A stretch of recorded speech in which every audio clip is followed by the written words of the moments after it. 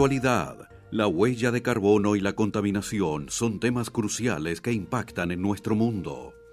La conciencia sobre el cambio climático ha generado una búsqueda urgente de soluciones. Las emisiones de gases de efecto invernadero, producto de la actividad humana, están causando un aumento preocupante en las temperaturas globales y eventos climáticos extremos. Ante esta realidad, los mercados de carbono han surgido como una herramienta prometedora para abordar este desafío. Buscan incentivar la reducción de emisiones y promover una economía más sostenible. Los mercados de carbono son instrumentos que buscan incentivar la reducción de emisiones de gases de efecto invernadero y, por consiguiente, promover la mitigación del cambio climático. Son mercados en los que se ejecutan y se financian créditos y bonos de carbono. Los bonos de carbono son unas certificaciones que las empresas usan para acreditar y ver que ellos han colaborado con algún proyecto de retención de emisiones de CO2. Durante años, economistas han investigado el campo del medio ambiente, analizando en detalle temas como la gestión de recursos naturales, la contaminación y el cambio climático. Uno de los conceptos fundamentales en este ámbito es la teoría de las externalidades. Este concepto de los mercados de carbono está estrechamente ligado con otro concepto que es el de precio al carbono, que a su vez deriva de la teoría económica de externalidades que propuso un economista británico llamado Arthur Pillou. En términos muy simples, lo que propone este economista introdujo la idea de que hay ciertos efectos negativos asociados a ciertas actividades económicas que no se reflejan en los precios de mercado. Y esto es un error que puede solucionarse a través de la imposición de impuestos. En este orden de ideas, lo que se busca con los mercados de carbono es capturar estos costos externos, estas externalidades asociadas a las emisiones de efecto invernadero. Son costos que generalmente paga el público y en este caso lo que se busca es vincularlos con su fuente de origen, que es donde se generan las emisiones, a través de un precio por cada tonelada de dióxido de carbono que es emitida a la atmósfera. Estos mercados emergen como una respuesta a la creciente conciencia sobre los impactos negativos de las emisiones de gases de efecto invernadero en el medio ambiente y la sociedad. La creación de los mercados de carbono se impulsa por la búsqueda de soluciones económicas para reducir estas emisiones y cumplir con los objetivos de mitigación del cambio climático. Los mercados de carbono surgen de la necesidad de nosotros transformar los beneficios que nos da la naturaleza. Entonces, antes no cobrábamos por el aire limpio, por el cuidado de los bosques. Entonces, para que esto tenga un precio y las personas que tengan áreas naturales o bosques tengan una alternativa también de ingresos y puedan desarrollarse también, porque los países grandes nos pagan a nosotros por conservar, pero eso ¿qué también tiene significado para nosotros? Por ejemplo, si hay una conservación, por ejemplo, no podemos construir carreteras. Entonces, los pueblos que están aislados no pueden salir, no pueden tener tal vez una buena educación o medicina o algún tipo de desarrollo, digámoslo así. Entonces, hubo esa controversia que decían que tal vez los bonos de carbono nos quitan el desarrollo. Porque claro, las grandes empresas, las grandes industrias, los grandes países nos pagan por conservar, pero ellos sí contaminan. Ellos sí tienen sus trenes, ellos sí tienen, cada persona tiene un carro. Entonces, nos dejan en su desarrollo a nosotros comprando los bonos de carbono. Pero lo que nosotros estamos intentando es que cuando vengan los bonos de carbono, hagamos un desarrollo sostenible. Entonces, que nosotros tengamos hoteles sostenibles, que tengamos producción sostenible. Entonces, que no solamente se quede en recibir la plata y ya, sino que eso nos ayude a transformar en proyectos y en ingresos para las personas, para las comunidades. Los mercados de carbono desempeñan un papel fundamental en la lucha contra el cambio climático. Permiten que las empresas y otras entidades comercien con permisos de emisión, brindándoles flexibilidad para cumplir con sus obligaciones de reducción de emisiones de manera rentable. Además, fomentan la innovación tecnológica al premiar a aquellas empresas que adoptan tecnologías limpias y eficientes en carbono. La función que tienen es ayudar a las empresas que contaminan, sobre todo que se comprometan con el medio ambiente. Antes, las empresas contaminaban y compraban bonos de carbono. Entonces, esto también se convirtió en un greenwashing, porque ellos no hacían nada más. Entonces, ahora, en los nuevos estándares se pide que primero hagan Son 3 pasos. Lo primero, la cuantificación. Entonces, que ellos cuantifiquen cuánto están contaminando. Segundo, una reducción. Entonces, ellos deben poner o hacer programas o implementar maquinaria o hacer algo para disminuir la contaminación. Y después se pueden comprar los bonos de carbono. Y ahí sí poder ser neutrales. Porque los bonos de carbono son para que las empresas compensen lo que ya no pueden disminuir. Por ejemplo, en una panadería. Sin un horno tú no puedes hacer pan. Y es verdad, está bien. Pero puede ser un horno eléctrico. Puedes tú tratar de hacer algunas implementaciones para que disminuya la contaminación. Y de ahí nosotros entendemos que tú puedas comprar los bonos de carbono para compensar lo que ya no pudiste disminuir.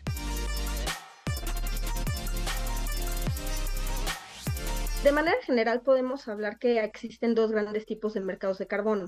El mercado regulado es el primer tipo, donde existe un organismo regulatorio, como lo puede ser, por ejemplo, un Ministerio de Ambiente, y este organismo busca establecer pues un mecanismo a través del cual las empresas y las entidades participantes van a tener que cumplir con una serie de obligaciones para reportar sus emisiones, reducirlas o bien pagar por ellas. En el caso de los mercados voluntarios, como su nombre bien lo indica, son meramente voluntarios, no existe una autoridad que esté supervisando el funcionamiento per se del mercado, sin embargo, sí existen organizaciones que establecen ciertos protocolos y pautas para desarrollar los proyectos de carbono y para verificar que las reducciones de emisiones que se generan a partir de estos proyectos sean reales, adicionales, verificables.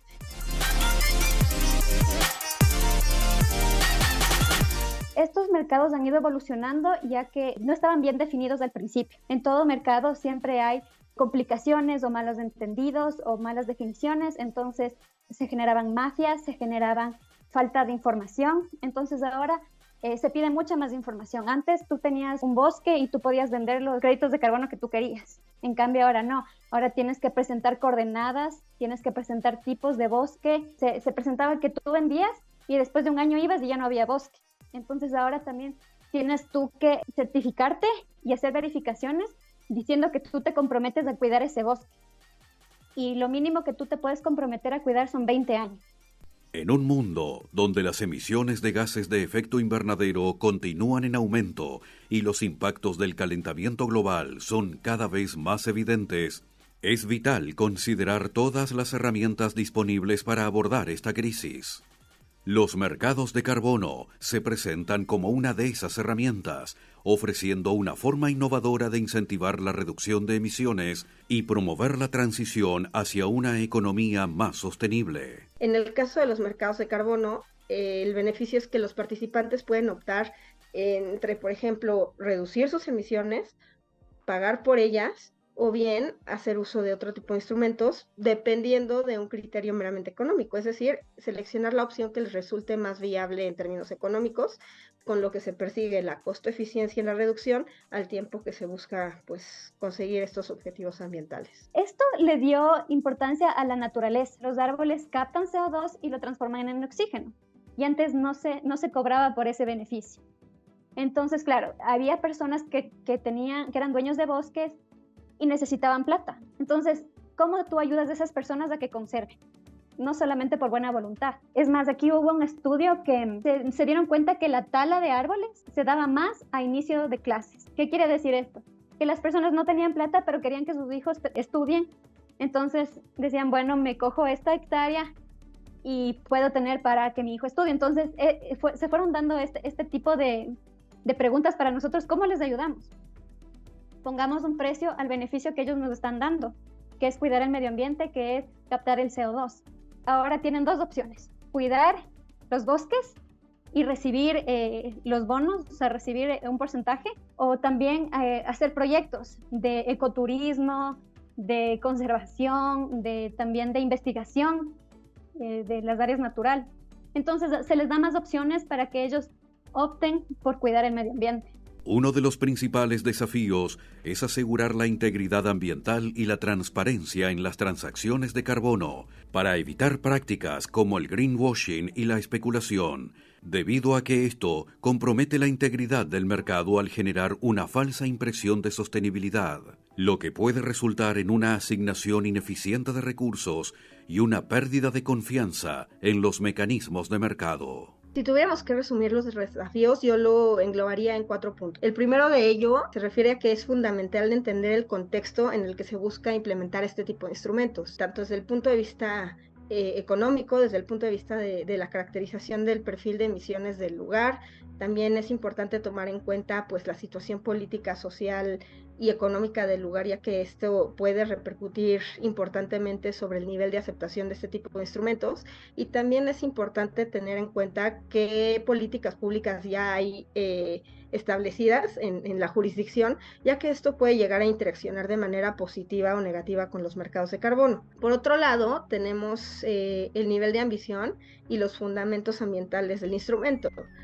Si bien existen muchos países que han empezado a explorar la posibilidad de implementar este tipo de instrumentos y ya lo han hecho, la realidad es que muchos de ellos no establecen precios lo suficientemente altos para fomentar la reducción de emisiones.